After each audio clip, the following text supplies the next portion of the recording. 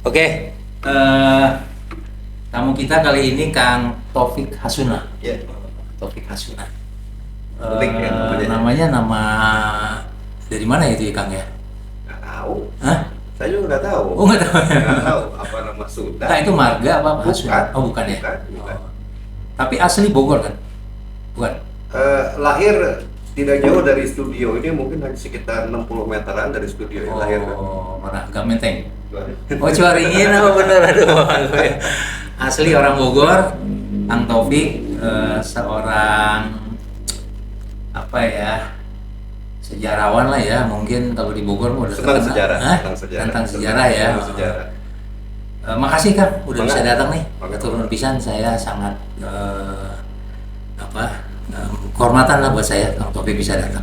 Terima kasih undangannya juga. Iya. Saya awalnya ini Kang, saya awalnya ngelihat postingan-postingan Akang ya di FB itu.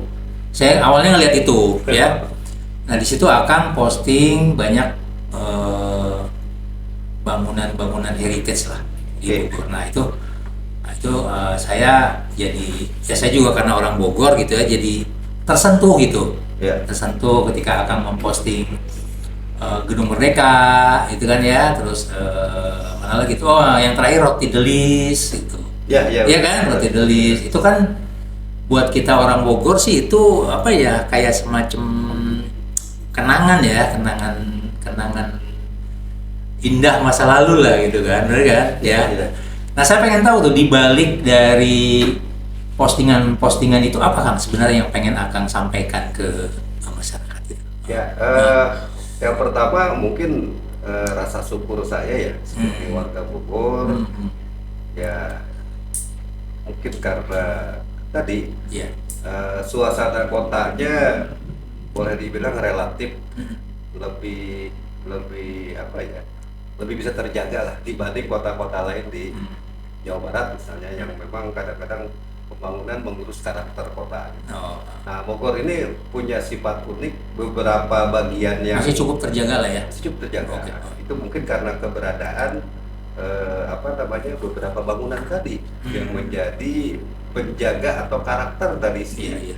pengambil kebijakan pembangunan untuk menyesuaikan pembangunan di kota Bogor ya, caranya kota Bogor dengan tinggalan-tinggalan warisan budaya tadi, sehingga relatif memang beberapa wilayah itu bisa terjaga karena justru keberadaan. Karena ada tempat-tempat yang Betul. historis itu, maka suasana keberadaan kota ini tetap Dan terjaga. perencanaan kotanya menyesuaikan dengan tinggalan-tinggalan warisan budaya. Itu yang menyebabkan kemudian misalnya ruang terbuka hijaunya masih bisa dijaga, kan begitu. Karakter bangunan yang tidak menjulang tinggi tidak ada di sekitar, taruhlah misalnya di sekitar istana, dan itu kan memang tidak ada. Sehingga otomatis sirkulasi udara, kemudian suasana secara yang terbentuk oleh suasana itu kan membentuk juga karakter manusianya gitu, sehingga relatif ya tidak terlalu keras kalau orang-orang Bogor, karena alam mengajarkan demikian gitu dalam kehidupan sehari, dan saya bangga dengan itu. Kang Taufik mungkin bisa kasih sedikit pencerahan ya, maksudnya Bogor itu dulunya sebagai apa sih, maksudnya zaman dulunya tuh maksudnya sebagai kota apa dulunya direncanakannya oleh ini juga yang menarik gitu. Bogor itu apakah memang sudah menjadi apa ya, kawasan pemukiman atau memang perekonomian atau ya mungkin saya akan tarik jauh-jauh ke belakang itu karena kemudian semangat yang melatar belakangi pembangunan kota selanjutnya itu karena memang ada bagian-bagian masa lalunya gitu. Bahwa ketika kolonial Belanda dulu datang ke Bogor, ini mereka terkesan dengan tinggalan-tinggalan yang ada, yang mengindikasikan bahwa lokasi tempat mereka akan bangun ini adalah sebuah kota juga. Yang ternyata mereka menemukan banyak tinggalan bahwa inilah kota Pakuan Pajajaran gitu. Sebuah kota yang ternyata menurut beberapa literatur sudah sangat maju pada zamannya. Waktu sebelum Belanda kesini zaman kerajaan ya, Bogor ini udah jadi kota. Ya itu tadi. Jadi kan sejarahnya adalah bahwa ketika Belanda datang ke sini, mereka banyak menemukan artefak, banyak menemukan tinggalan yang mengindikasikan dulu pernah ada sebuah kota di lingkungan tadi. Dari beberapa literatur kemudian terungkap bahwa kota itu ternyata adalah kota Pakuan Pajajaran karena beberapa tinggalan yang ada ditambah dengan naskah-naskah tua yang menjelaskan juga kesaksian orang-orang luar yang pada zaman itu ada. Menceritakan tentang kota tersebut. Misalnya Tomé Pire, orang Portugis menceritakan bahwa 2 hari perjalanan kaki dari Sunda Kelapa itu mereka menemukan sebuah kota, ibu kota sebuah kerajaan yang besar, penduduknya 50.000 katanya, rumah-rumahnya teratur rapi. Ya bayangin pada zaman itu dari data yang kita peroleh gitu ya, penduduk Samudra Pasai yang katanya kota pelabuhan terbesarnya hanya 12.000. Ini ada kota pedalaman di Jawa Barat, 2 hari perjalanan dari Sunda Kelapa, penduduknya sudah 50.000. Bisa kita bayangin gitu. Untuk pada masa itu kota seperti apa yang dibangun di atas dengan penduduk yang 50.000. Artinya ketika Belanda membangun kota Buitenzorg di atas lahan bekas kota Pakuan Pajajaran ini, mereka juga terkesan dengan kota Pakuan lama. Sehingga yang mereka bangun juga akhirnya terinspirasi oleh itulah, sehingga mereka membangun kota kerajaan juga dengan dimulainya dengan pembangunan Istana Bogor. Jadi tetap konsepnya adalah istana. Ya kalau dulu mungkin istana raja, sekarang istana gubernur jenderal. Konsepnya sama. Jadi Belanda memilih kota Bogor tuh karena memang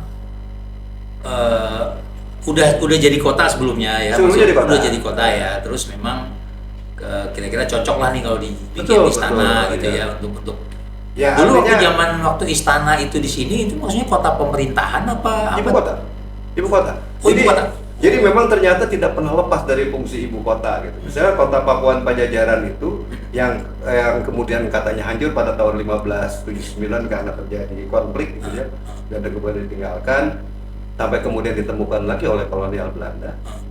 Fungsinya sama dengan kemudian yang diterapkan oleh kolonial ketika membangun Buitenzorg. Jadi kota Pakuan dulu fungsinya ibu kota kerajaan, pusat pemerintahan. Ternyata ketika kolonial masuk ke Buitenzorg membangun kota Buitenzorg, fungsinya juga sama sebagai kota pusat pemerintahan. Itu terbukti dengan adanya istana untuk gubernur jenderal. Artinya memang pusat pemerintahan di Buitenzorg bukan di Batavia. Ya kan gitu, karena pimpinan administrasinya ada di Kota Bogor. Dan memang ada Belanda dulu di Kota Bogor. Iya. Bahkan tercatat 39 gubernur jenderal itu berkantor dan berumah di Kota Bogor karena memang sudah ada semacam surat keputusan lah dari Ratu Belanda. Setiap gubernur jenderal di Hindia Belanda harus berkantor dan tempat tinggalnya harus di Buitenzorg. Jadi 39 gubernur harusnya presiden RI itu di Bogor ya.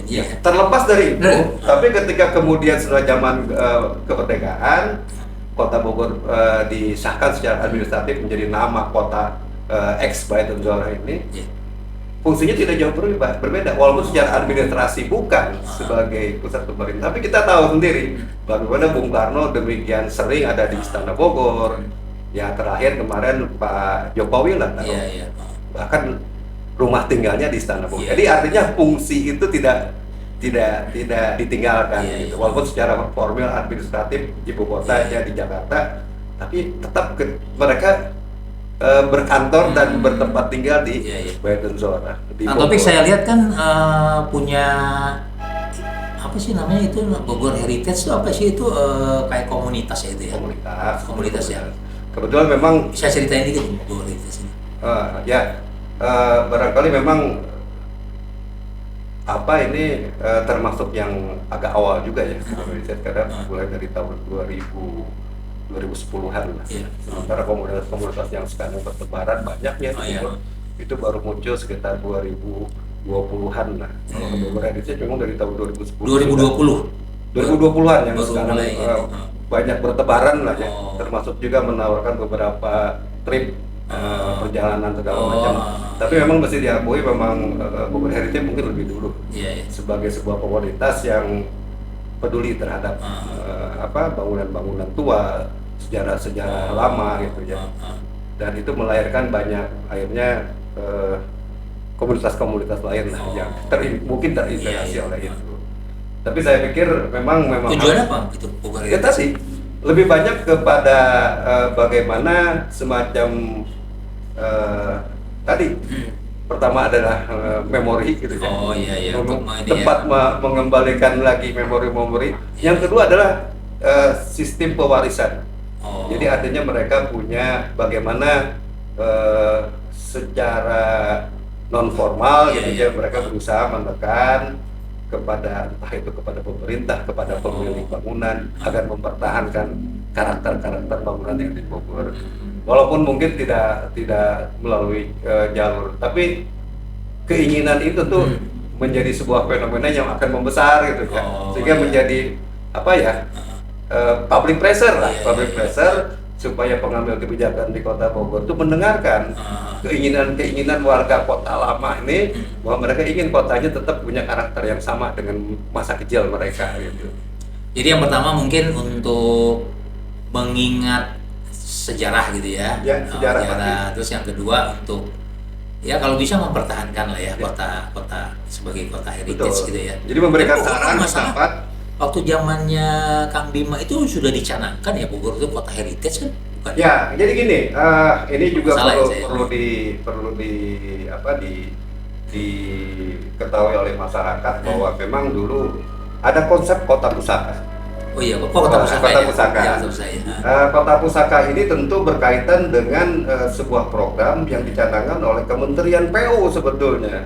Oh. Jadi mereka lebih kepada bagaimana secara infrastruktur menguatkan beberapa kota yang punya karakter kuat sebagai kota pusaka atau kota lama. Oh. Jadi lebih kepada pembangunan infrastruktur pendukung sebetulnya. Iya, iya. Jadi artinya bisa Bogor ketika kemudian menjadi salah satu memenuhi kriteria kota pusaka, dia memberikan bantuan misalnya dengan pembangunan lawang salapan, Oh. pembangunan kawasan Surya Kencana, Iya. pembangunan pasti yang Oh, itu merupakan program dari Kementerian PU, yang diterapkan di Kota Bogor. di beberapa kota. Oh, di beberapa kota. Kalau nggak Iya, salah waktu itu ada 9 kota yang diterapkan oleh Kementerian PU Baik, sebagai kota kota pusaka. Nah, kemudian ditindaklanjuti Bogor dalam bentuk kota pusaka dan beberapa programnya. Hmm. Nah, cuma sekarang salah. Iya. Kota pusaka itu sekarang dikaitkan dengan cagar budaya. Oh. Pada dua pendekatan yang berbeda. Beda itu. Kota pusaka lebih kepada pembangunan infrastruktur pendukung, sedangkan cagar budaya lebih kepada pelestarian. Oh. Upaya-upaya pelestarian. Oh, kalau kota pusaka mungkin bentuk apapun pembangunan itu harus Betul, tapi lebih kepada bagaimana sebuah konsep itu dalam berupa bantuan pembangunan infrastruktur yang mendukung keberadaan tadi bangunan-bangunan tua tadi. Oh. Kalau cagar budaya lebih kepada pelestariannya, pelestarian cagar budayanya, karena di kota pusaka kan lebih kepada bangunannya, sedangkan cagar budaya itu ada 5 kan, seperti saya bilang tadi, ada benda cagar budaya, ada bangunan cagar budaya, ada situs cagar budaya, ada struktur cagar budaya, ada kawasan cagar budaya. Oh, ada 5 ya? Ada 5 Ada kalau ya, cagar iya. budaya. Iya. Kalau heritage cuma hanya satu, pasti bangunan. Iya. Kira-kira gitu. Sorry tadi ya benda, terus Benda, bangunan, struktur, situs itu seperti batu tulis. Oh, situs itu ya. Ya, prasasti batu tulis itu situs. Iya. Yang terakhir kawasan. Kawasan itu satu zona geografis. Iya. Gitu. Jadi ada kalau yang luas biasanya Iya. seperti kebun raya. Kebun raya itu kawasan cagar budaya sudah Cagar budaya, ditetapkan ya, cagar budaya. dengan luas sekitar 84 hektar. Iya. Dan itu tentu Kalau struktur berarti bangunan itu ya? struktur bangunan. Ya? Artinya dia yang tidak beratap lah, tidak beratap. Oh, contohnya apa Kang? Kalau struktur? Monumen gitu ya, atau apalah. Di Bogor ada nggak monumen? Tugu Kujang. Kujang. Itu masuk itu ya? Ya, tapi sekarang belum memenuhi syarat. Oh, belum. Belum, karena di dalam undang-undang itu syarat satu struktur cagar budaya itu memenuhi unsur usia 50 tahun minimal. Oh, belum ya itu ya? Baru 43. 43. 82 dibangun 82, sekarang 2025. Jadi baru 43 tahun. Ya, kita tunggu saja Iya. 20 tahun. Insya Allah nanti akan. Kenapa sih Kang Kota Bogor itu lambangnya kujang? Kenapa kan? Ya sebetulnya kalau lihat enggak, sebetulnya begini, kalau kau mau lihat di lambang Kota Bogor tuh kujang tuh hanya satu bagian dari lambang-lambang lain. Iya kan, ada Gunung Salak ya. Gunung Salak, kujang, Istana Bogor. Istana ya. Satu lagi apa ya? Lupa. Kalau nggak salah yang gambar ini deh, gambar singanya itu kan. Oh dulu kan enggak, itu logo itu kan dari zaman Belanda Kang sebenarnya Kang. Ada, tapi memang enggak. Kalau ke zaman Belanda itu lambang Buitenzorg. Lambang Buitenzorg, ya. Saya punya bukti bahwa ternyata ada surat bukan apa ya, semacam komunike atau semacam pesan bersama lah DPRD waktu itu tahun 57 tentang lambang Kota Bogor. Baru tahun 57 ternyata adanya. Oh, yang lambang sekarang dipakai. Yang sekarang dipakai. Tapi ternyata banyak pihaknya nggak tahu bahwa itu ternyata ada aturannya. Iya. Baru kemarin saya temukan itu.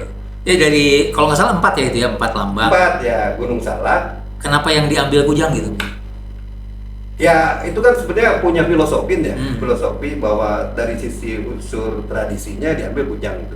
Dengan tentu pertimbangannya adalah pada waktu itu kalau menurut dari itu ya surat yang tahun 57 tadi itu unsur lokal.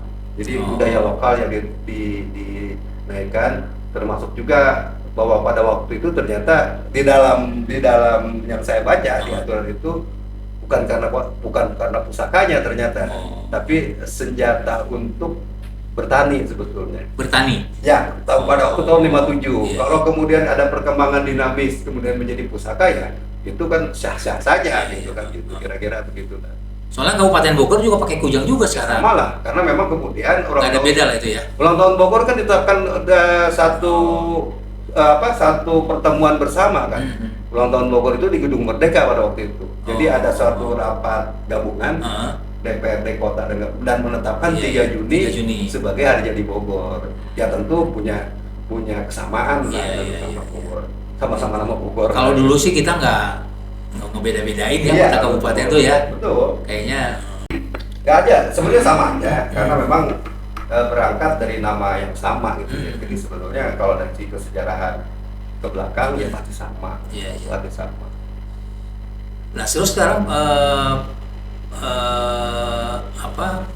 perkembangannya gimana Kang Kota Bogor? Maksudnya dari segi heritage-nya itu gimana misalnya?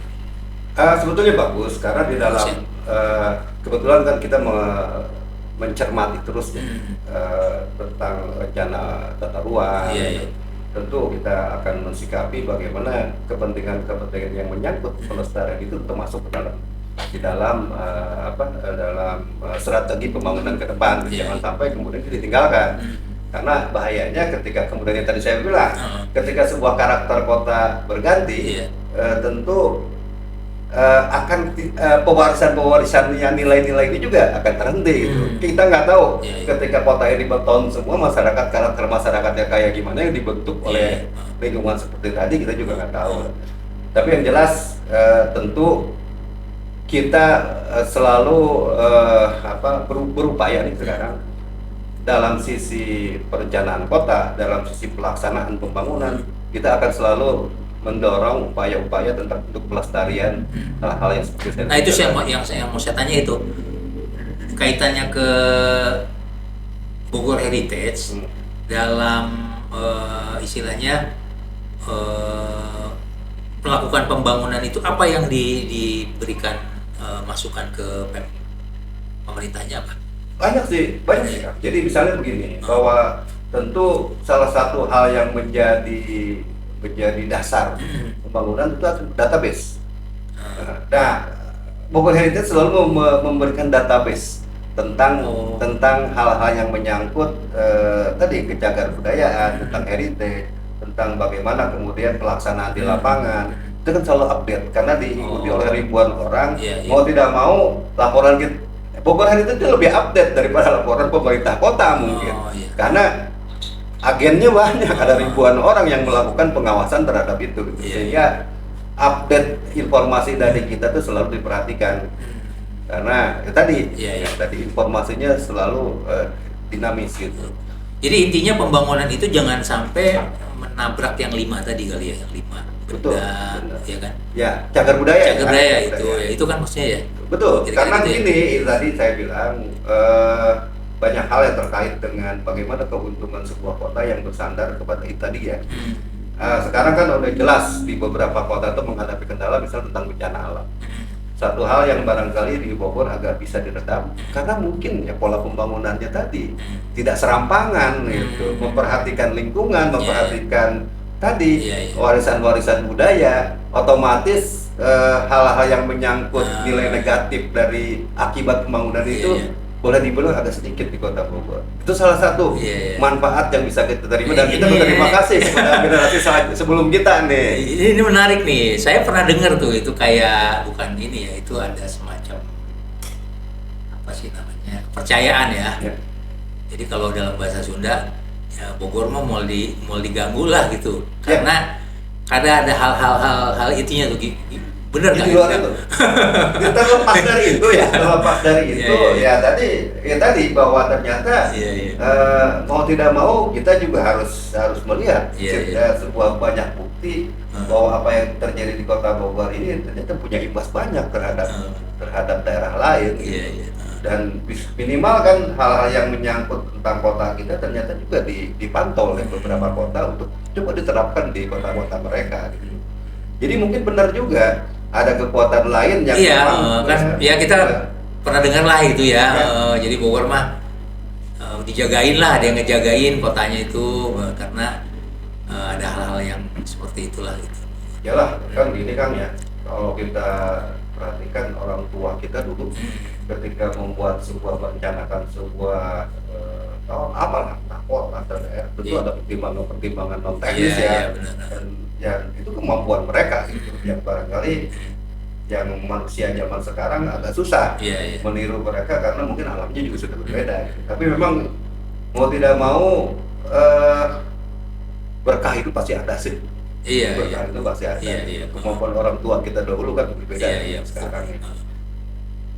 Nah, kalau dikatakan perjuangan ya, Kang Taufik dengan Bogor Heritage itu apa yang sedang diperjuangkan gitu, maksudnya untuk Kota Bogor ini apa yang sedang? Jadi betul kan, jadi ternyata betul orang tua kita dulu gitu yang coba kita selalu sampaikan isu itu kepada baik kepada masyarakat maupun masyarakat yang lain, mengajak semuanya untuk melakukan selalu upaya-upaya pelestarian, karena ternyata terbukti kan sekarang bahwa ada sebuah tantangan kita di depan bahwa ternyata perubahan yang menyangkut potensi bencana ini ya karena keserakahan. Dengan memperhatikan warisan budaya ini minimal keserakahan itu mungkin akan bisa kita tekan. Jadi dan itu terbukti.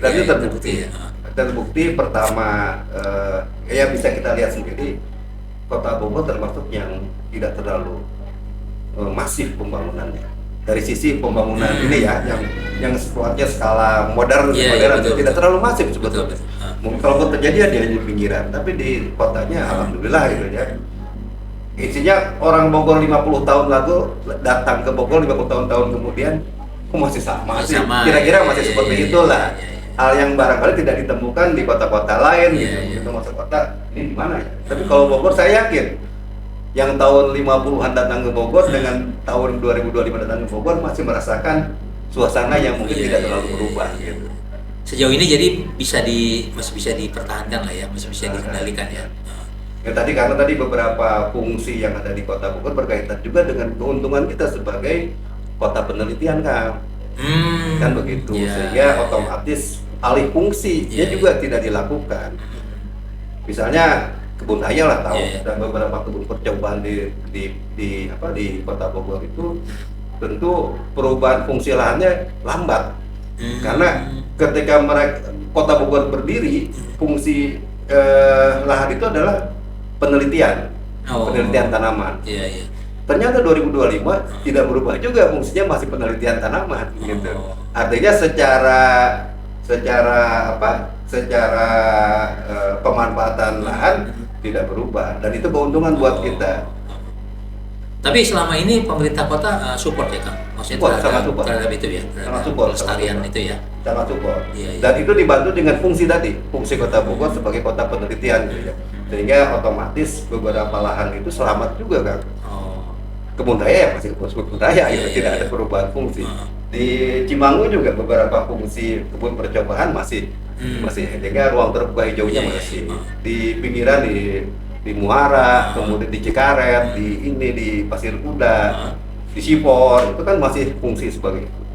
Oh, banyak cagar budaya di situ? Bukan cagar budaya, artinya fungsi-fungsi lahan Oh, fungsi penelitian lahan. tadi Oh. yang juga kita pertahankan nih, mencoba dipertahankan kepada pemerintah, ternyata juga memang dipertahankan oleh si pemilik lahan tadi. Iya, iya. Artinya kementerian-kementerian memberikan sumbangsi yang demikian besar terhadap perubahan-perubahan yang terjadi di Kota Bogor, Iya, iya. dan mereka masih mempertahankan itu, dan itu keuntungan buat warga Bogor gitu. Iya, iya, iya. Sehingga kita bisa memiliki banyak ruang terbuka hijau. Iya, iya. Gitu. Iya ya, Kota Bogor diuntungkan dengan itu juga ya. Iya, Kota betul. penelitian ya, Iya. kota pendidikan. Ya. Ya, salah satu yang paling bisa kita lihat rasakan kan perubahan fungsi lahannya masih tetap untuk penelitian Iya, gitu. iya, iya. Masih ruang terbuka hijau. Benar-benar.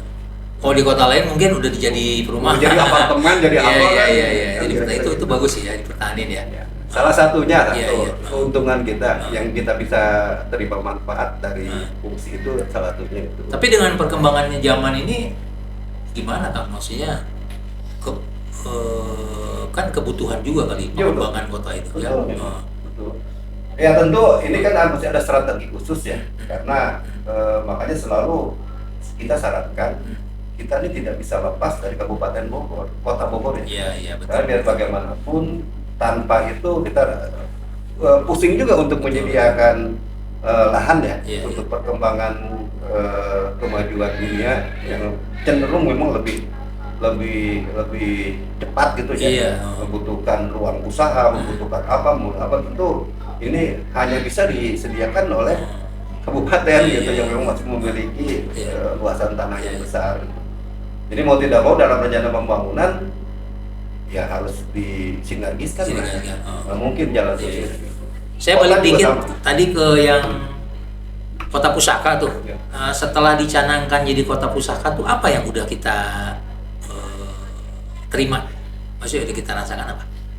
Selain tadi- lawang salapan itu apa? Pertama tentu ada pembenahan beberapa kawasan. Walaupun kemudian Itu dananya dari kementerian. Kementerian semua, ya? Walaupun akhirnya itu menjadi semacam apa ya, pemicu untuk pemerintah Kota Bogor juga membuat konsep sendiri. Tentu menggandeng misalnya sekarang dengan provinsi. Salah satunya adalah yang mungkin misalnya pembenahan kawasan Batu Tulis sekarang. Jadi setelah kawasan Surken dulu dibenahi Iya. dengan anggaran Kota Pusaka. Kemudian juga sempat beberapa jembatan merah juga baru merasakan sedikit perubahan gitu ya, dengan pembangunan infrastruktur jalan yang diperbaiki. Iya, iya, iya. Itu kan dari Kota Pusaka. Hanya ketika kemudian masuk ke Batu Tulis sekarang, baru pemerintah sekarang yang masuk sekarang. Mencoba kemudian sekarang membuat peta pembangunan untuk kawasan pengembangan Batu Tulis. Dan baru dibangun museum kan sekarang. Itu kan sebenarnya terinspirasi oleh Kota Pusaka. Iya, iya. Jadi memang Itu yang di Batu Tulis tuh apa sih Kang? Bangunan apa sih Kang? Museum itu Kang? calon museum sebetulnya. Oh, Karena calon begini museum, dulu, ya. jadi Yang sekarang lagi ada pameran. pameran. Jadi itu salah satu trigger juga sebetulnya bahwa semacam aktivasi bangunan yang sudah terlanjur berdiri gitu ya. Walaupun pada awalnya memang salah satu bagian dari bangunan itu akan menjadi museum sebetulnya. Tapi lama kelamaan karena tuntutan juga dari masyarakat, akhirnya rencana sekarang menjadi museum Pajajaran bangunan tersebut. Tapi tentu akan sinergis lah dengan fungsi-fungsi lain yang ada di situ. Iya, iya. Tapi pada intinya keinginan yang kemudian didukung oleh Pak Dijon kemarin waktu datang ke sini adalah kemudian akan mensupport keberadaan pembangunan. Sebenarnya pembangunannya kan sudah, sehingga yang sekarang menjadi menarik adalah ini aneh gitu ya, bangunannya ada, koleksinya Canaya. Oh iya. Ini yang akan jadi masalah. Nantinya buat jadi museum nantinya. Bahkan sudah dicanangkan kemarin. Oh udah jadi. Jadi Ini kemarin museum itu gitu. ketika mulai pameran itu sekaligus pencanangan Museum Pajajaran Bogor. Oh, namanya Museum Pajajaran Bogor. Museum Pajajaran Bogor. Iya, iya. Museum Penjajahan Batu Tulis. Museum Pajajaran Batu Tulis. Tulis. Oh, tadinya saya pikir bangunan itu untuk mensupport prasasti itu, Kang, bukan ya? Betul, akhirnya justru prasasti menjadi bagian yang diintegrasikan untuk museum tersebut. Betul. Jadi living monument jadinya. Jadi dia kan memang salah satu hal yang menjadi concern arkeolog adalah tidak boleh dipindahkan, betul. Harus in situ. Sehingga nanti ada hitungan-hitungan lain ya, para arkeolog yang bisa bicara. Sehingga akhirnya bangunan yang menyesuaikan dengan situs prasasti Batu Tulis. Nantinya yang menjadi koleksi di situ apa, Kang? Yang ini sekarang sedang dibahas. Dari orang Bogor maksudnya itu dari. Ya, ada dibahas, ada tim Kang sekarang. Oh, ada tim ya. Ada tim yang insya Allah sekarang sedang bekerja. Kemarin sih yang seperti itu yang mungkin Pak Fadlizon nyumbang juga kali ya. Banyak situ ya. Ya, akan banyak yang akan disumbangkan, bahwa kemarin bahkan beberapa yang kemarin dia akan dipamerkan itu juga sebagian katanya akan dititipkan, dikasih singgah kali ya. Iya. Nitip kali ya. Termasuk juga pemerintah provinsi juga akan menitipkan. Tapi yang jelas tentu siap sudah ada in situ di situ. Ya, prasasti Batu Tulis gitu. Ya bagus lah ya Bogor kalau punya museum ya, karena dari dulu kita belum pernah punya ya, kalau museum kayak gitu sih belum pernah. Nggak ada, memang belum ada. Untuk jadi daya tarik pariwisata juga ya. Iya. Untuk itu pengembangan nanti Batu Tulis. Kalau prasasti sih ya, kalau Batu Tulis sih udah banyak yang datang lah, cuman kalau nanti kedepannya mungkin sekalian bisa ngelihat museum itu kali gitu. Iya. Ya nanti akan dilengkapi lah dengan beberapa sarana lain gitu ya, misalnya untuk pantau ke Gunung Salak, view namanya lupa lah, kita akan buat menara untuk pantau Gunung Salak. Ada amphitheater nanti. Oh gitu. Iya, amphitheater. Ada beberapa lahan itu yang belum terbangun, tapi rencananya memang untuk amphitheater. Itu pertunjukan. Tapi itu program yang pemerintah kota ya, bukan? Pemerintah kota. Tapi supporting penuh dari provinsi dan kementerian. Jadi mereka sudah berembuk lah. Iya. Apa membuat apa gitu, terus kontribusinya apa gitu. Kalau tanpa itu kan Kota Bogor kan tetap Bang Taufik sama teman-teman dilibatkan ya dalam itu? Iya, dilibatkan dari sisi misalnya kayak sekarang nggak, saya lihat sih emang di beritanya tuh ada Bang Taufik lah di belakang Pak Menteri itu. Iya, untuk intinya sih sebetulnya kita lebih kepada bagaimana mengaktifasi termasuk juga kelengkapan museum apa saja yang mesti kita lengkapi gitu. Karena kan museum juga ada sekarang punya aturannya kan, ada PP tentang museum. Ada ya. Jadi mesti punya syarat yang layak disebut museum tuh seperti apa. Sembarangan ya. Nggak sembarangan. Berapa persen yang memang mesti barang asli, bukan tidak boleh replika misalnya. Dan itu kan menjadi kendala kalau kita tidak mampu memenuhi syarat-syarat tersebut.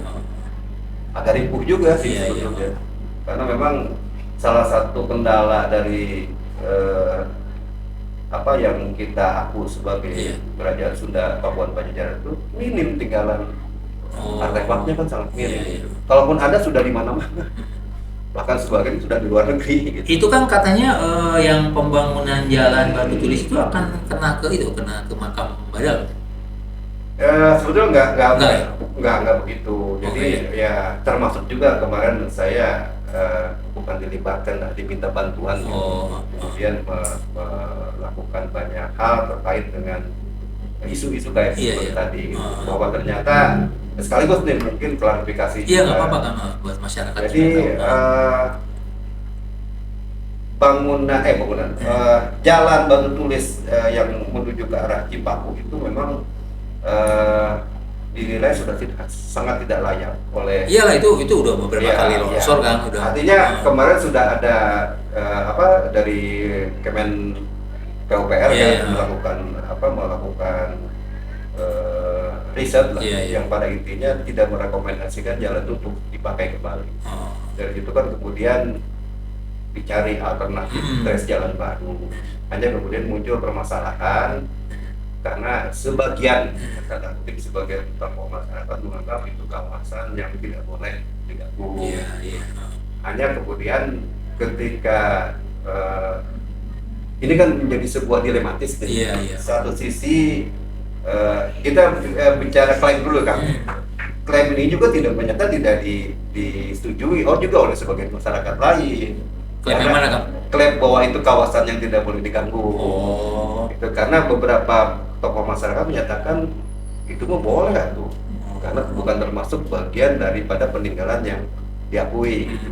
Bahkan yang diklaim katanya sebagai tinggalan masa lalu juga tidak ditemukan bukti-bukti yang menyangkut entah bukti literatur, naskah atau apapun atau penjelasan atau bahkan cerita rakyat yang mendukung klaim tersebut juga nggak ada. Ini kata sebagian masyarakat lain. Yang kedua dari sisi kepentingan, kalau memang ternyata tidak dibuktikan bahwa itu adalah bagian dari sesuatu yang harus dipertahankan kondisinya, toh ini kepentingan publik yang lebih Tapi dalam perencanaan memang akan kena itu? Nggak ada yang kena sih, Kang. Nggak ya? Nggak ada. Jadi sebisa mungkin waktu itu memperhatikan dua. Pertama adalah walaupun sebenarnya statusnya belum cagar budaya. Belum itu. Mbak Dalam itu statusnya belum cagar budaya. Baru objek diduga cagar budaya. Itu pun tidak kena gitu. Kemudian di situ ada bunker ya, peninggalan Jepang kolonial, itu pun tidak kena. Nah, kemudian masalahnya muncul ketika di trace jalan itu melalui. Di situ ada bunker ya, Boy? Di atasnya. Di atas ya? Tidak kena itu juga. Jadi memang pemilihan lokasi itu sudah menyesuaikan dengan kondisi tinggalan-tinggalan yang ada di situ. Lolos tuh, Kang, tuh dari muka itu ada Madalam dan bunker, itu juga aman dua-duanya. Ketika menyusuri trace terakhir tuh, di situ ada yang mengklaim bahwa itu adalah Sumur Tujuh katanya. Sumur Tujuh itu katanya satu komplek bekas pemandian para raja atau apalah gitu ya. Tapi itu pun dibantah oleh kelompok budaya yang lain, tidak ada itu katanya. Jadi ramai. Dengan kondisi begitu pun trace jalan itu juga tidak mengganggu Sumur Tujuh gitu. Tapi kemudian ada anggapan harusnya dihormati gitu. Akhirnya kan konflik itu. Jadi belum clear dong, Kak, kalau lahannya, Kak? Kalau lahannya sebenarnya clear, kan? Clear karena kemudian. Ya saya dengar kan tahun ini mau dibangun kan? Iya. Jadi artinya clear atau tidak clear, tapi dukungan untuk segera dilaksanakan pembangunan itu lebih mengemuka, lebih kuat daripada yang menghendaki tadi. Ditambah lagi dengan tantangan bahwa buktikan bahwa itu memang tinggalan masa lalu. Dan itu memang tidak bisa dibuktikan. Betul. Menurut Kang Taufik ya, kalau ada kasus seperti itu ya, misalnya ada suatu kawasan bersejarah lah gitu ya, terus itu dimiliki oleh seseorang gitu.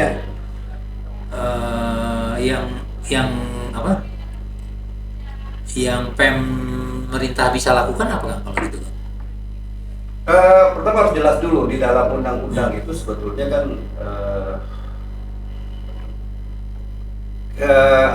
ada prioritas. Tinggalan seperti apa yang ada di situ. Kalau tinggalan itu sangat penting berkaitan dengan apalagi identitas gitu ya, masa lalu identitas, misalnya tentang kerajaan dimiliki, itu sebenarnya punya satu keharusan. Bahkan bisa saja sebetulnya hak paksa juga bisa tapi kalau nilainya itu masih tingkatan kota gitu aja, saya pikir memang itu jadi problem. Kalau mungkin mau menyerahkan hak Anda apa kira-kira kan begitu. Di dalam aturan sebetulnya sifatnya wajib, Bang.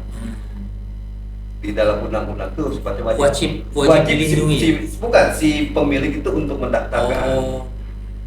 Jadi sebetulnya punya sifat paksa pemerintah sebetulnya gitu. Tapi tentu kan ini harus menyesuaikan juga gitu. Artinya kalau hanya sekedar baru dugaan-dugaan ya buat apa juga gitu. Tapi kecuali kalau memang barang itu sangat-sangat langka, sangat-sangat unik, misalnya kita ditemukan prasasti misalnya, ternyata terbukti prasasti itu tinggalan 600 itu jelas pasti ada represif itu akan diterapkan. Tapi kalau hanya sekedar tinggalan ada tombak gitu ya, itu kan belum pembuktian yang lebih komprehensif tentu melibatkan para ahli, benar kan itu tinggalan lama gitu. Tapi jadi mekanismenya si pemilik harus mendaftarkan. Nanti baru ditelaah oleh pemerintah Betul. kota, gitu kan ya. Nah, yang meneliti itulah tim ahli cagar budaya. Yang nanti akan meneliti itu sampai kemudian kita melakukan laporan ke pimpinan daerah. Iya, yang akan terlibat sekarang kan? Ya, tapi ketuanya betul ya. Jadi tim memang apa namanya? tim ahli cagar budaya. Tim ahli cagar budaya. Iya. Itu kami yang teliti satu objek aja bisa 3 bulan 4 bulan kan. Oh, Karena gitu. kan gini, di dalam tim ahli cagar budaya ini kan tidak hanya ahli sejarah, ada arkeolog, ada antropolog, Iya. ada arsitek, ada ahli hukum gitu. Karena tinjauannya harus komprehensif. Kalau benda ternyata kita kan cari nanti ahli materi, ahli apa namanya untuk logam-logam. Kita cari ahlinya. Iya. Kita minta pendapatnya. Jadi kan Pak Taufik itu ketua tim ahli cagar budaya. Jadi memang tugasnya memang Yang itu. terakhir di mana Kang yang ditelah? Jadi tahun 2025 ini kita baru hanya bisa menetapkan 3. Oh, 3. Ya. Satu kelder air mancur kan. Oh, itu yang ya. Karena kebetulan kelder air Oke. mancur itu permintaan langsung Pak Bupati. Iya. Pak Bupati. Karena kan lokus ya. Karena lokus yang Jadi sebentar. Jadi di air mancur itu ada bangunan, Ya. ya kan? Itu ternyata itu kayak semacam pintu air ya. bukan pintu Buat air. ngebagi air gitu kan? Ya, pos pembagi air. Pos pembagian air untuk ya. ke Jakarta. Ke Jakarta, ya. Jakarta yang kemudian secara cerdas dibangun untuk menampung air dari Ciburial. Iya. Soalnya banyak yang nggak tahu Kang itu ini bangunan apa gitu. Ya. Banyak yang mikir ini gardu PLN apa. Saya kan maksudnya masa kecil ya mancur lah ya. Ini bangunan naon, ya cuman ada tahunnya aja 1822 kan? Iya. Gitu. 1922. 1922. Jadi itu foto-foto bangunan lama, di foto-foto lama sebetulnya terhalang. Dulu di foto-foto lama sebetulnya kan ada ini. Ada white tebal. Pal putih di situ. Jadi bangunan itu dulu di foto-foto zaman kolonial tidak terlihat karena terhalang oleh itu, ada bangunan monumental besar yang menghalangi bangunan tersebut, makanya dicari. Nggak ada di foto-foto lama. Ternyata di balik si monumen Wetepal tadi ada yang 1922 ini gitu. Oh gitu. Gitu. Makanya agak sulit nyari Iya. dokumentasi pada waktu zaman kolonial karena dia terhimpit oleh Bisa bangunan besar. dijelasin Kang itu bangunan maksudnya bagi air itu gimana Kang? Jadi gini, jadi ketika Berarti di bawahnya ada saluran air loh? nggak ada, Oh, nggak nggak ada. ada. Jadi memang dia hanya pembagi saja, Oh, pembagi saja. Jadi rupanya dulu itu ketika Batavia kekurangan air kan, jadi mereka membuat tanah artesis sampai kemudian timbul masalah. Ternyata sumber artesis itu tidak sehat. Sampai kemudian ada ahli dari Belanda langsung didatangkan, Dr. Kraus itu mengadakan penelitian. Saran dia adalah mencari sumber air di daerah pegunungan. Datanglah mereka ke Bogor gitu. Datang ke Bogor, dibikin 2 tim.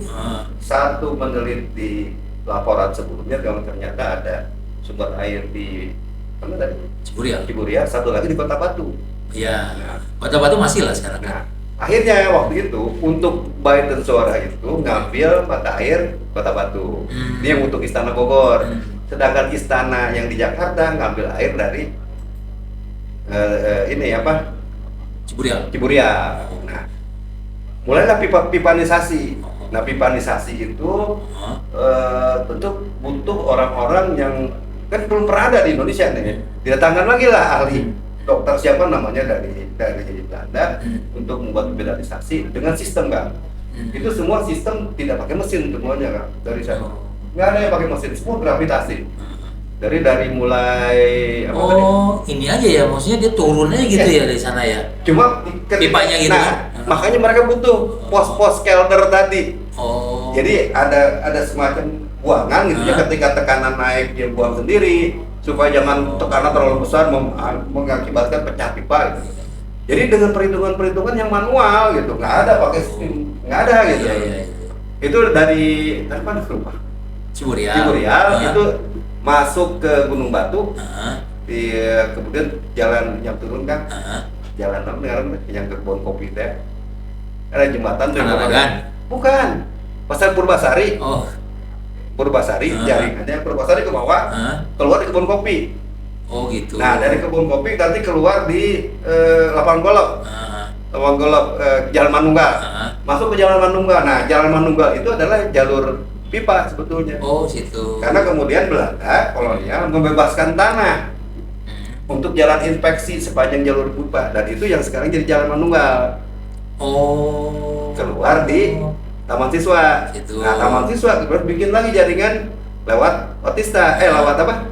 Mata Dinata. Mata Dinata. Rel terus naik ke atas sampai akhirnya ke situ. Ke situ. Oh, tapi itu udah nggak fungsi kan? Masih. Sekarang masih? Masih. Cuma sekarang akhirnya bukan untuk ke Batavia. Oh. Itu untuk PDAM kabupaten. Oh, akhirnya masih itu masih jalan. Masih. Oh. Dari tahun 98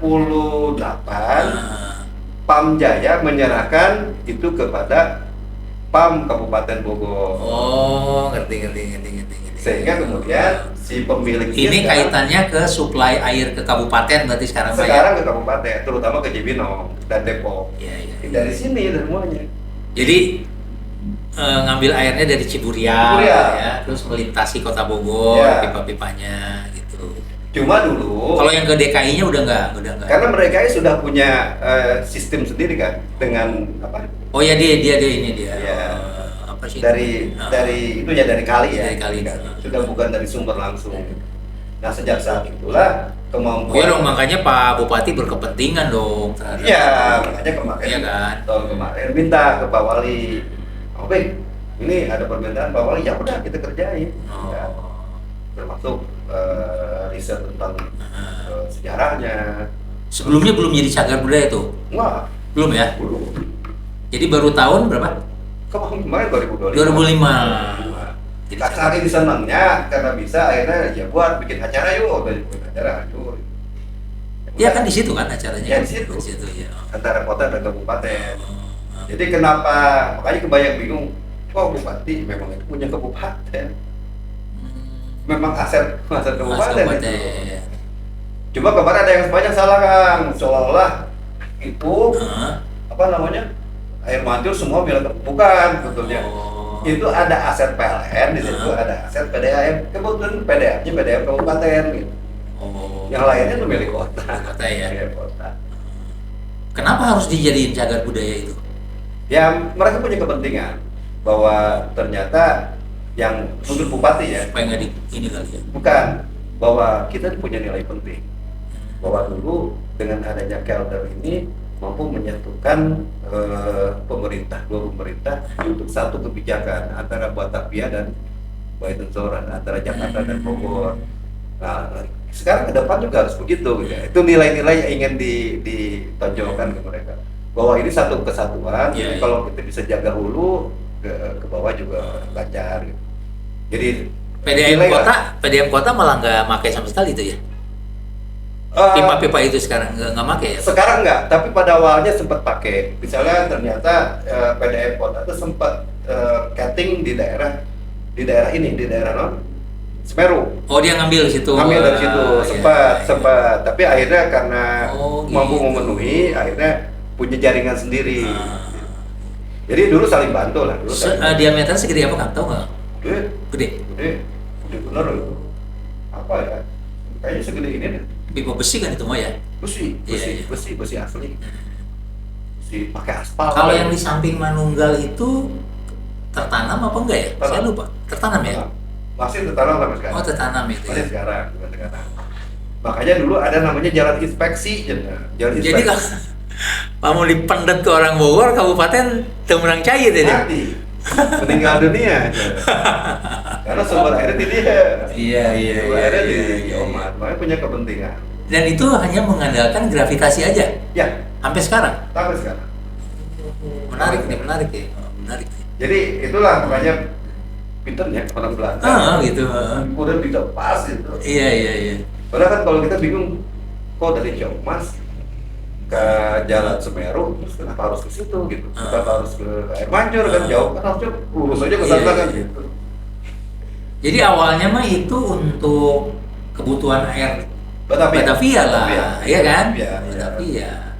Karena tadi awalnya karena ternyata hasil penelitian air artesis di Jakarta tidak bisa lagi dimanfaatkan, makanya banyak penyakit di sana. Dari situ kemudian dicari ahli yang untuk memecahkan masalah, ketemulah solusinya dengan memanfaatkan di daerah hulu dengan cara privatisasi sampai ke Batavia. Oh, menarik nih, nggak banyak orang yang tahu juga Kang soal itu Kang. Minum lah. Banyak minum nggak apa-apa. Apa-apa. Aku aja minum aja kan nggak apa-apa kan, karena sih. Intinya gitu kan, bahwa memang ternyata nilai Bogor itu tidak hanya sekedar tapi juga punya nilai-nilai lain gitu. Misalnya sejarah Jawa Barat itu memang punya arti khusus Bogor. Oh iya. Dari sisi penelitian, hampir semua komoditi pertanian yang ada perkebunan yang di Bogor, yang di Indonesia di Nusantara, semua kan karena ada kebun raya. Penelitiannya di sini ya? Semuanya. Mau kopi, mau palawija, mau apa namanya, kelapa sawit. Kelapa sawit kan asalnya dari Bogor. Oh gitu? Iya, bahkan itu kan ada monumen kelapa sawit. Oh di sini ya, di Kebun raya. Iya.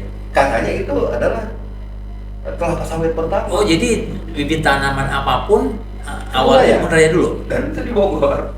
Oh gitu ya? Semuanya kopi, teh, semuanya di Bogor. Iya. Itu jadi beberapa fungsi itu membuat Bogor jadi menarik gitu. Pusat pemerintahan. Dari zaman Pakuan Penjajahan, kolonial Belanda, beberapa presiden kita. Itu saya baru tahu juga tuh kalau bibit-bibit itu saya baru tahu juga sih. Jadi banyak fungsi-fungsi yang membuat kemudian keuntungan buat warga Bogor sekarang. Dan itu bangunan lagi mana lagi Kang yang ini Kang yang punya cerita kayak itu, kayak air mancur tadi? Banyak kan? Banyak kalau ya? misalnya gedung ini nih, gedung Andri, gedung yang di sebelah BTM, yang kemudian pernah jadi ditempatin sama Polres Raden Saleh.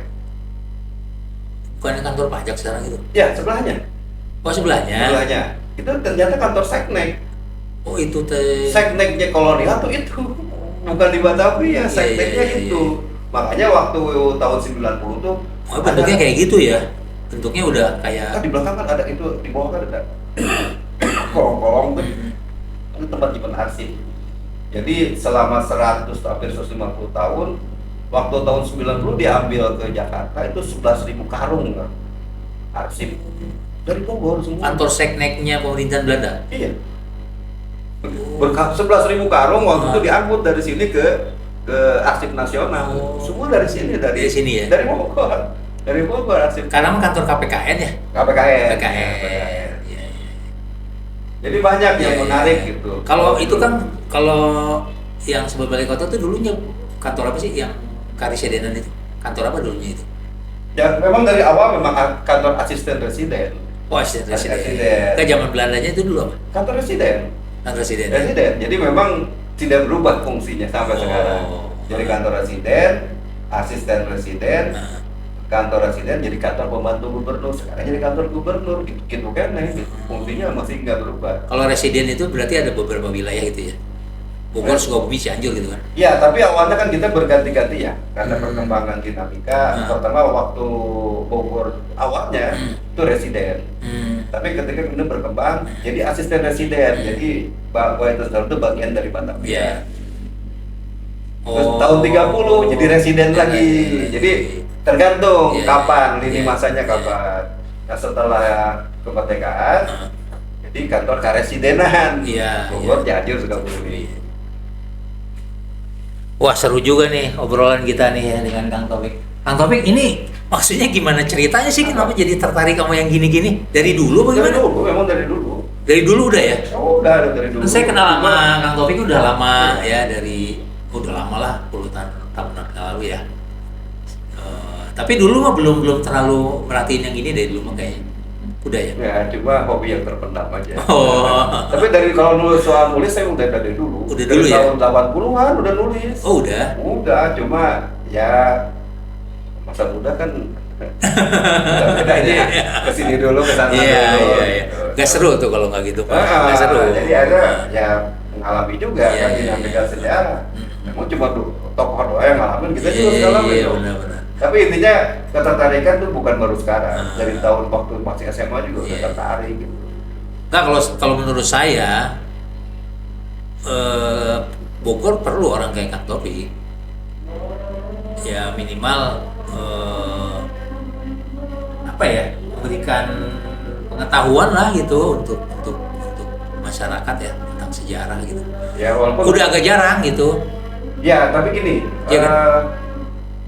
yang Harus dilestarikan, Pak Kang Taufiknya harus dilestarikan. Masalahnya sekarang gini, metodologi penulisan di anak-anak muda lebih banyak tadi ya, karena kemudahan informasi dengan teknologi kan, sehingga ada hal-hal yang barangkali informasi mungkin benar, tapi mereka tidak kritisi informasi itu dengan sumber-sumber lain, sehingga kadang-kadang pada pengambilan fakta sejarah versinya agak sedikit berbeda karena mungkin tidak terlalu hati-hati.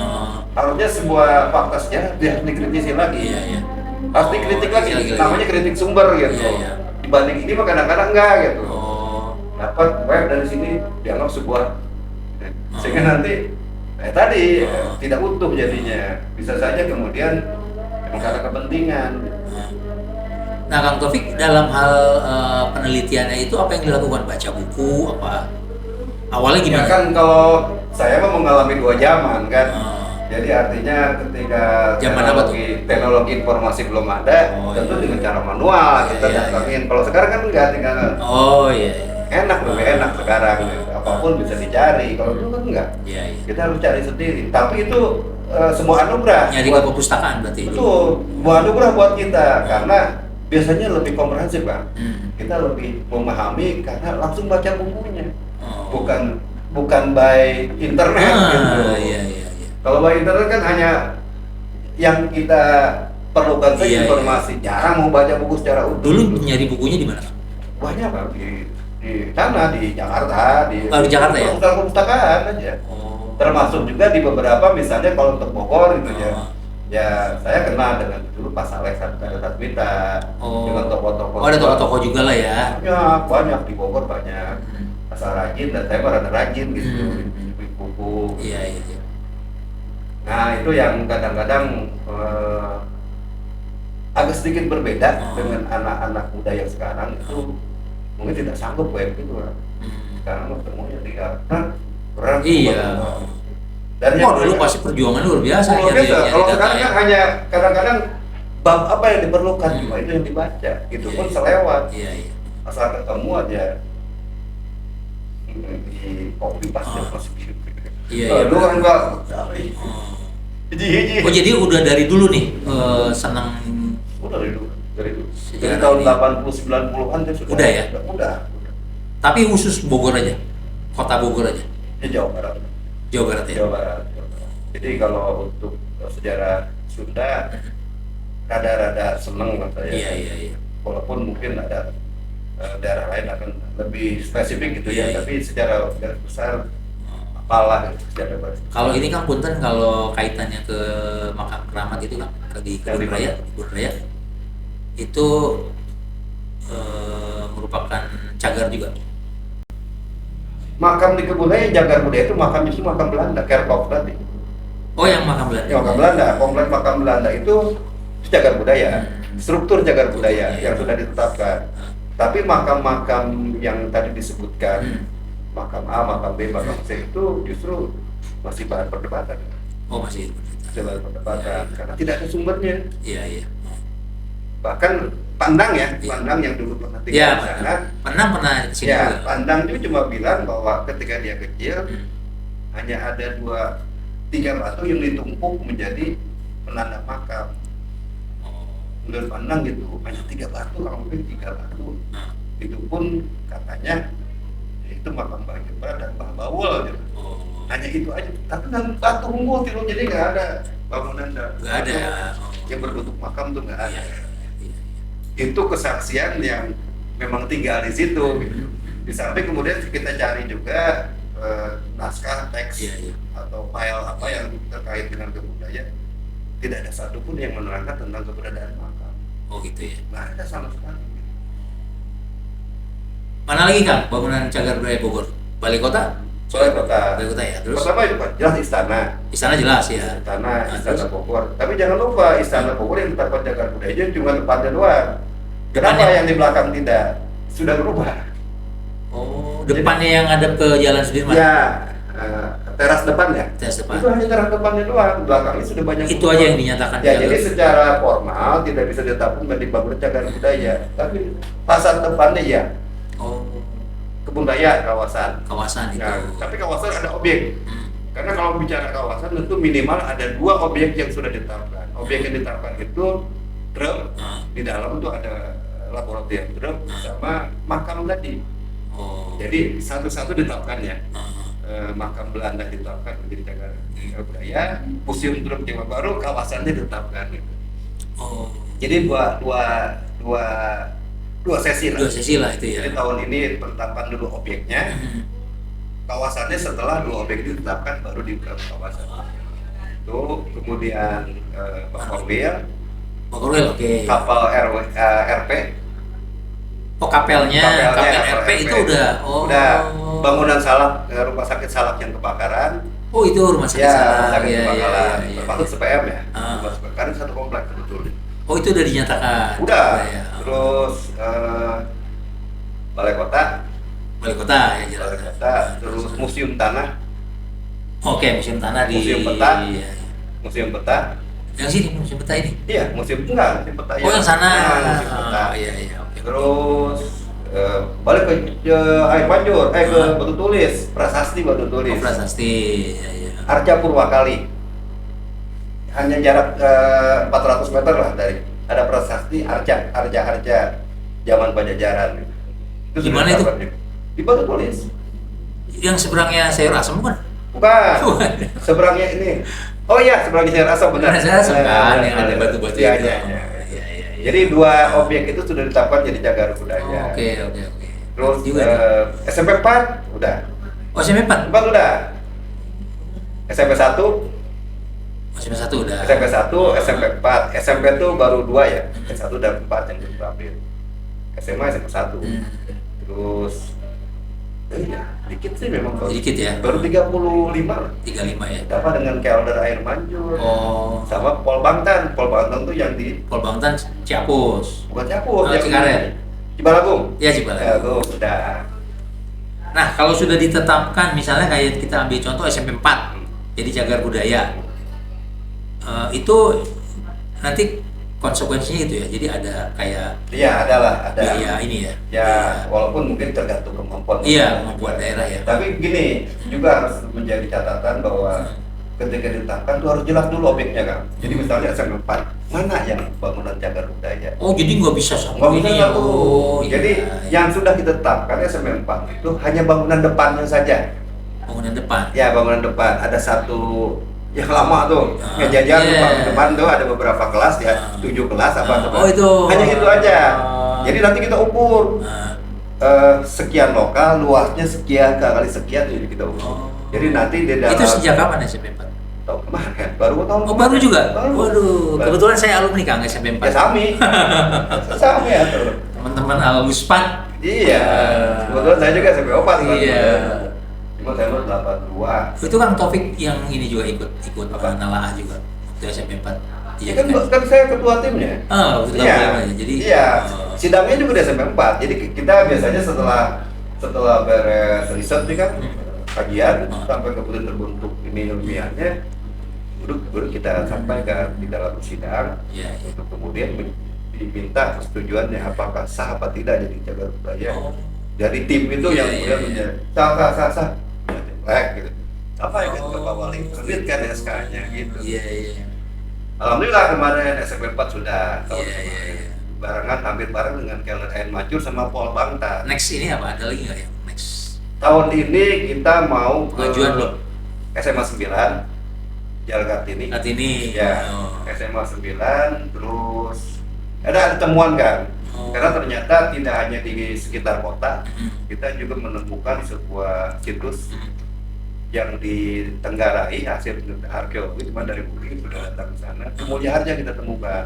Mulia Harja Selatan ya, Bogor Selatan ya? Ya, di Mulia Harja di atas itu, di namanya kampung apa ya, malah ada sebuah kampung di Mulia di atas BNR itu kita temukan situs punden berundang yang kemungkinan sejaman dengan Gunung Padang. Oh gitu. Ada, cuma dengan skala lebih kecil gitu. Dan ternyata tanah juga sudah dibeli sama Pemkot tanahnya. Oh udah. Ya, jadi tidak akan kendala lah. Iya, Jadi tahun ini rencana satu situs itu mau kita tetapkan jadi cagar budaya. Iya. Jadi tidak numpuk tengah kota lah. Itu yang mengusulkan siapa kalau yang? Ya bisa siapa saja. Siapa aja ya? Siapa aja. Dari tim juga bisa ya, tim juga kan bisa. bisa. Tapi nanti kan ada skala prioritas. Iya. Dilihat dengan kemampuan kita. Kemampuan kita tentu kemampuan anggaran juga gitu kan. Berapa yang bisa kalau kita... punten nggak, kalau tim ini bekerja sukarela apa ada support dari di dalam kalau bulanan nggak ada kan. Iya. Tapi ketika sampai sidang penetapan itu biasanya ada satu objek itu berapa objek yang dihasilkan biasanya ada. Dari pemerintah kota lah ya, ada ya. Ya, mereka menganggarkan untuk itu. Iya. Ya tapi ya jadi satu tahun hanya satu kali gajian. Karena ketika penetapan Harus diapresiasi lah, masa sih. Jadi setahun itu hanya sekali gajian Iya. kira-kira gitu. Tapi ya artinya sebuah kebanggaan lah bisa memberikan kontribusi karena nanti itu produknya produk hukum kan. Produk hukum. Iya. Jadi boleh saja ada tim ahli tapi yang bisa menghasilkan produk hukum juga kita. Iya kan, itu nanti kan ada dampaknya kan setelah dinyatakan cagar. Mungkin dia ada bantuan juga nanti dari pemerintah pusat, kan? Dan itu biasanya kan daftar itu kan nanti apa sih namanya terhubung sampai ke PBB atau namanya terintegrasi kan. Jadi iya kan dengan UNESCO terintegrasi. Tujuannya harus ke sana ya. Iya, nanti begitu klik Bogor apa aja ya daftar kita yang akan muncul. Iya. Dan itu juga menjadi acuan bagi pengembangan pariwisata. Iya. Informasi juga untuk para yang dari luar negeri. Iya. Makanya kita dorong kan, terutama yang di Mulia Harja ya, karena masyarakatnya masih asli, sehingga nanti impact buat masyarakatnya kelihatan. Karena di sana memang sudah mulai masyarakatnya diberikan pemahaman tentang perlunya menjaga warisan budaya, termasuk juga pertanian mereka diperbaiki sama Pemkot, terus juga kulinernya sudah mulai dihidupkan kembali. Karena ternyata tamu-tamu sudah mulai datang kan. Terakhir kemarin saya lihat ada orang New Zealand sama orang Korea. Kemana? Berombongan ke situ, ke kampung itu. Oh gitu. Iya.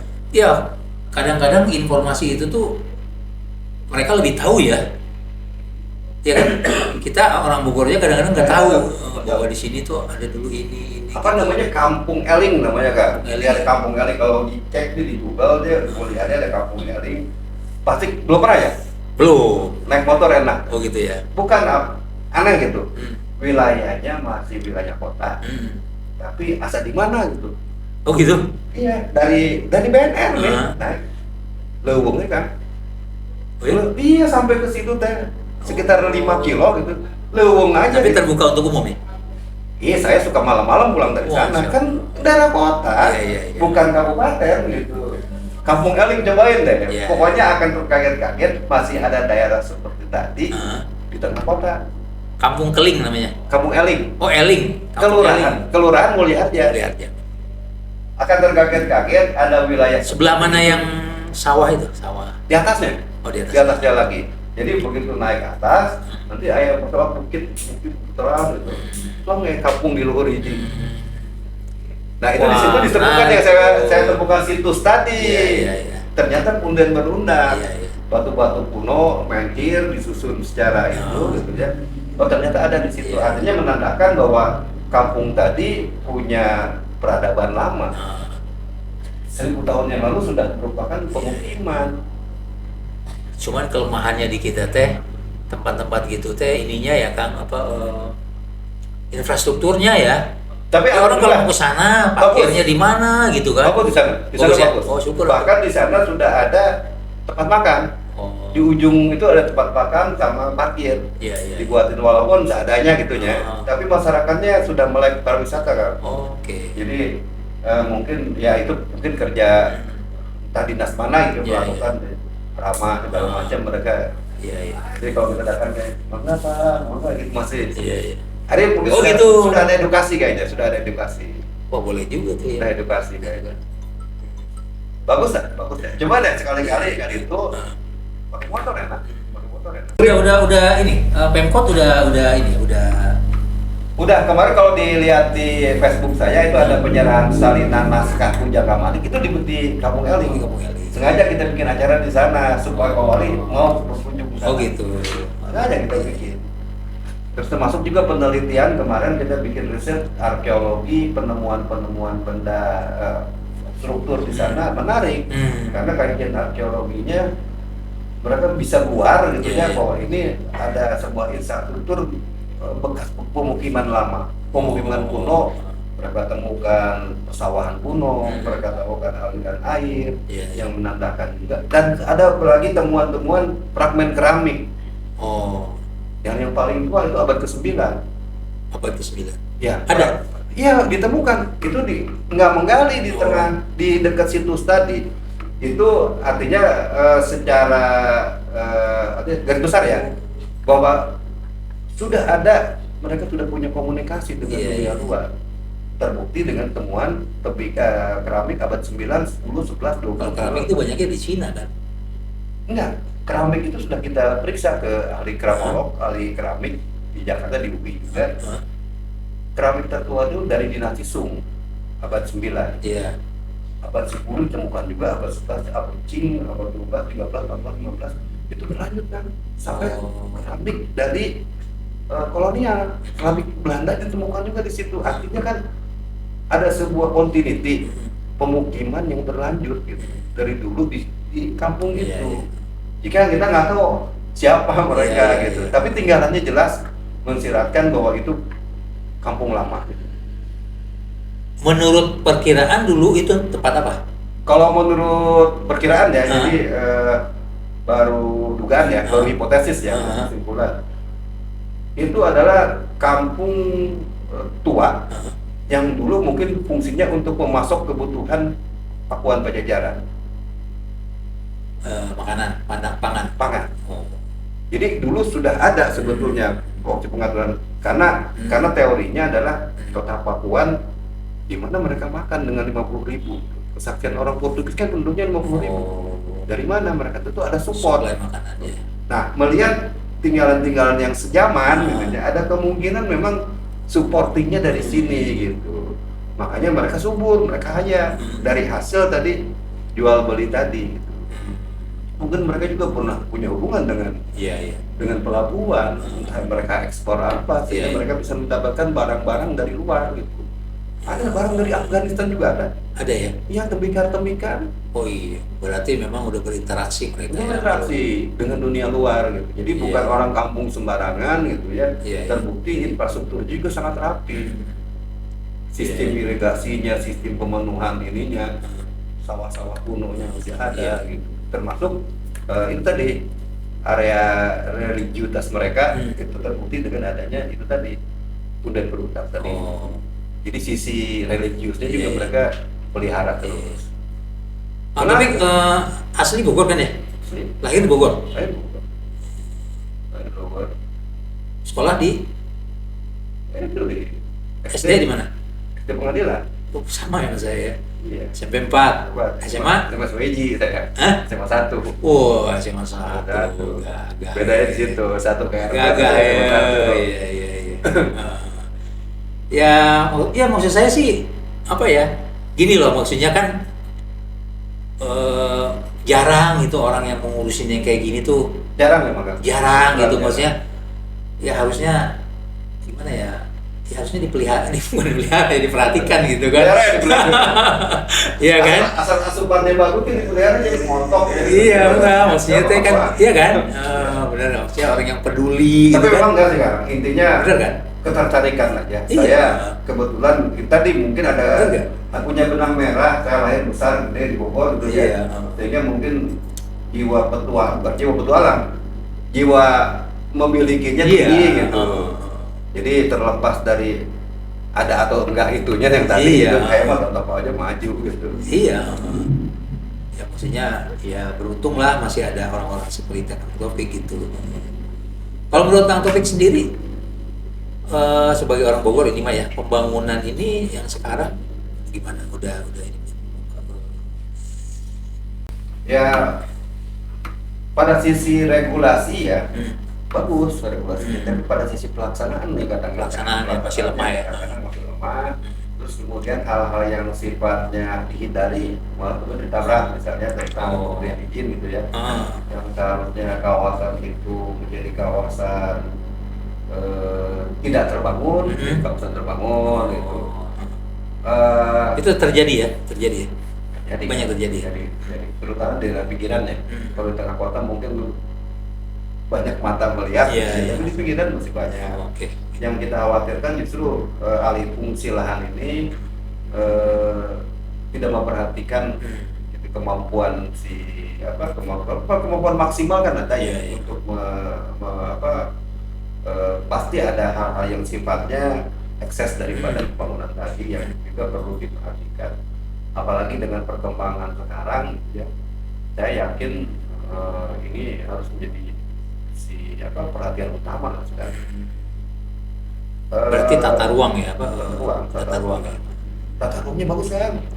Bagus ya? Kalau dari konsepnya bagus, tapi dari pelaksanaan kadang-kadang entah gimana gitu caranya. Tiba sudah direncanakan begini, tapi ternyata di lapangan nggak begitu gitu. Jadi lebih kepada pelaksanaannya. Kalau konsep sih saya lihat sudah lah bagus. Tapi ternyata ya tadi ada saja ternyata enggak kan, ternyata dari perkembangan atau kita ubah peraturan yang kayak gitulah. Tapi pada intinya perubahan ini jangan terlalu ekstrim lah, jangan terlalu ekstrim. Betul memang kadang-kadang dinamika di lapangan membuat kita harus lebih banyak mempertimbangkan, tapi jangan terlalu ekstrim. Kita tetap pertahankan Bogor ya. Pertahankan Bogor. Ya kalau tidak bisa 100%, 10%. Tapi Bogor nih ini mungkin akibat itu juga ya, kemarin kan dinyatakan udaranya ini terbaik kan? Justru. Mungkin akibat dipertahankan itu ya. Jadi beberapa kan? Ya artinya punya kontribusi lah. Gitu. Salah satunya adalah itu. Dan kita wajib bersyukur tentang itu. Berarti udara di Bogor mah aman aja. Kan minimal gini kan, kalau saya sederhana, sederhana gitu ya. Ya kan saya juga harus punya jejak buat anak cucu kita. Saya punya anak semuanya di Bogor gitu. Entah cucu kita juga di Bogor. Masa kita mewariskan sesuatu yang merusak mereka gitu. Minimal tadinya lah. Sederhana, nggak usah berbelit-belit kemana-mana lah. Minimal kalau ingat ke situ ya. Gitu kita meninggalkan sesuatu yang menjolimi mereka. Kemudian habis. Ya kita tahan lah. Syahwat kita jangan sedikit aja, jangan sampai kemudian tidak menyisakan apapun buat selanjutnya. Ya memang harus ada yang ngingetin kan ke Pemkot, ke pihak swasta juga kan harus ada yang ngingetin lah. Iya kan. Kita nostalgia dikit. Kan orang Bogor asli. Ada nggak tempat yang sangat berkesan buat Kang Taufik di Bogor ya? Sampai sekarang masih kayak gitu, ada nggak? Ada. Di mana? Ada. Ada. Sampai sekarang itu tidak banyak berubah. Sempur itu tidak banyak berubah. Jadi kalau kita ke situ, hanya mungkin lebih rapi sekarang. Tapi secara umum ya masih seperti itu. Tidak berubah. Benar. Sempur tuh vibe-nya gitu ya, sama ya dulu. Sama dari dulu sama, tidak berubah sama sekali. Betul. Hanya mungkin sekarang lebih rapi karena mungkin ya ada anggaran lah untuk pemeliharaan, sehingga bisa dipertahankan. Tapi secara umum ya seperti itu dari dulu. Benar. Sempur itu katanya dulunya danau, benar? Ya kalau menurut beberapa informasi itu danau buatan tuh. Danau buatan. Tapi jadi makanya bentuknya dia begitu kan? Makanya. Katanya 4 tahunan katanya. Iya. Benar juga Sempur. Tapi intinya kalau saya sih kalau ke Sempur rasanya ya masih seperti Sempur 4 waktu kecil saya main bola di situ gitu. Masih itu juga gitu. Menurut saya ya. Bola di situ, main bola dirinya iya, gitu. iya. Masih seperti itu. Iya benar. Tidak banyak berubah. Hanya lebih rapi Dengan gitu kondisinya aja. yang seperti itu dulu ya. Kalau lihat bangunan sendiri jalan, pohon vegetasinya juga eta-eta kene. Iya benar. Sebelah sini kebun raya gitu. Kalau dari foto-foto yang diupload itu random aja atau memang ada ini nih bangunan ini saya ingin ada yang pesan yang mau disampaikan nggak dari bangunan dari foto-foto yang diupload di FB itu ada ya? Apa cuman ini aja? Ada sebenarnya banyak pesan-pesan yang di situ. Ya. Pertama bahwa kalau saya bicara tentang tantangan bahwa untuk menjadi bangunan seperti itu ada banyak tantangan gitu. Perlu ada effort yang kerja keras segala macam gitu. Yang kedua juga bagaimana kemudian ketika saya menyoroti sebuah bangunan gitu, bagaimana kemudian si bangunan tadi arsitekturnya mampu menjawab tantangan tropis gitu ya dan sesuai dengan kota Bogor gitu, sehingga itu harusnya menjadi pelajaran gitu ke depan tuh para arsitek lihat dong bagaimana cara mereka mengadaptasi pengetahuan barat mereka dengan mengambil unsur-unsur pribumi misalnya, sehingga kemudian bentuk bangunan juga agak aneh berbeda dengan bentuk misalnya kalau bangunan Belanda, arsitek Belanda secara umum berbeda dengan apa yang dibangun di Bogor. Tentu mereka ada sebuah menggabungkan kali ya pemahaman mereka dengan kearifan lokal yang ada, dan itu kan positif. Yang menjadi ciri khas tersendiri, gaya baru. Tapi saya ingin nyinggung ini sedikit nih, Gedung Merdeka nih. Apa ya? Ini tempat main saya juga sama Gedung Merdeka ini. Dulunya kan, dulu saya rumah kan di itu kan nomor 36 situ tuh. Kecangat Pak Ibrubi. Iya, sebelah rumahnya Pak Ibrubi kan rumah saya di situ kan. Jadi saya kalau main tuh ke depan jalan kaki gitu. Cuman kalau menurut saya dulu proses tukar gulingnya itu agak merugikan Pemda menurut saya. Pemda kota. Itu sangat merugikan. Menurut pandangan saya ya. Sekarang kan musim ada unsur pemaksaan juga. Iya.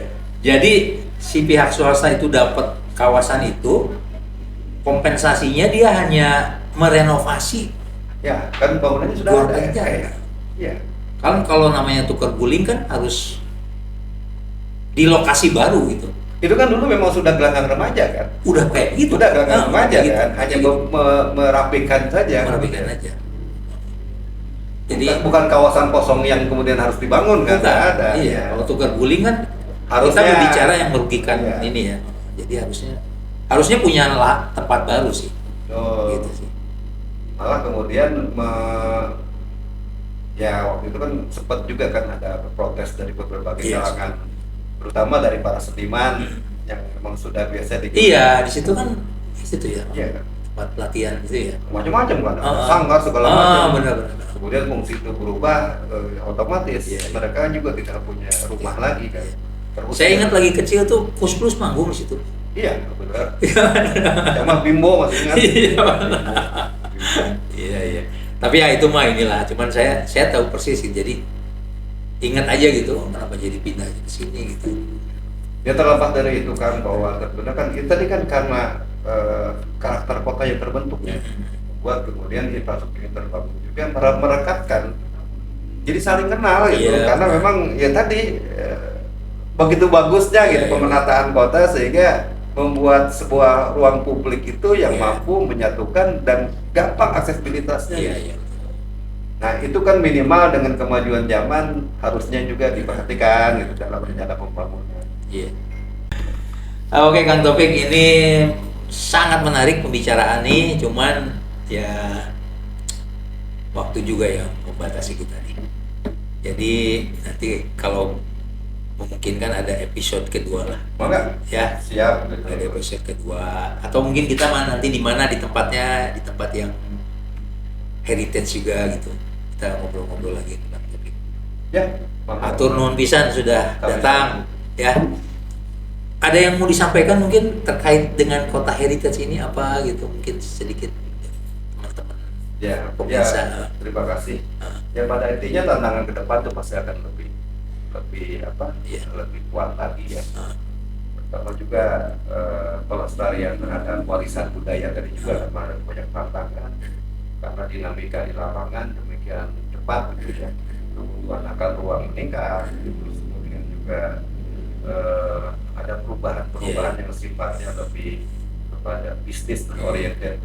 Tentu ini menjadi tantangan juga. Bagaimana kemudian kita bisa berada di tengah gitu. Satu sisi ada pemenuhan terhadap kepentingan-kepentingan sifatnya itu, karena itu juga untuk kesejahteraan gitu.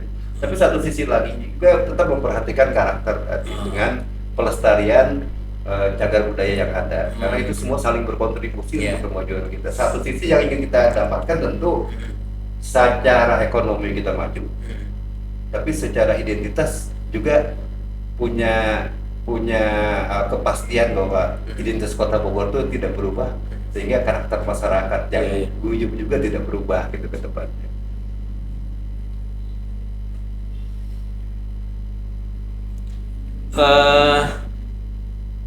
Itu Bogor Heritage itu ada ininya, ada Yayasan. bukan, ada di sosmed ada nggak?